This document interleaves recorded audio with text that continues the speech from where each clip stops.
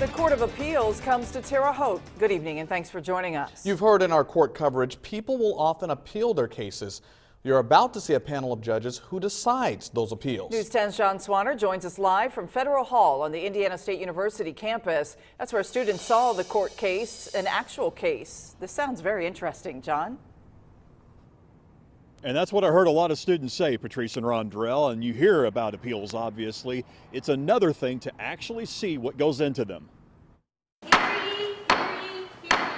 This panel of 3 judges brought a real appeal to a courtroom that's heard its fair share of cases over the years. This cause is entitled Jerry Decker against the state of Indiana. An attorney for Jerry Decker brought the Clark County, Indiana man's case before the panel.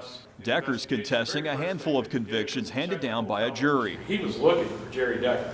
He was not looking for the automobile. That was argued by defense counsel to the jury, and they did not find it with merit. Both sides had a limited amount of time presenting their cases. He could have been leaving because he knew he had an outstanding warrant, not necessarily just because he had the stolen car. All the while answering questions from the judges. Former Vigo County Judge David Bulk now teaches legal studies at Indiana State. The students in advance read the briefs the parties had written. They had a chance to see very good oral advocacy and a chance to learn what really goes on in an appellate court. Because of court rules, we were unable to get video of the students, faculty, and local judges who attended. But we can tell you Appeals on Wheels packed the house and gave everyone an inside look at what happens during the appeal process. I wanted them to have the opportunity to see what a real courtroom was like. This is the old federal courtroom, and it was transformed into an actual courtroom again today, and it's served in that capacity for 84 years.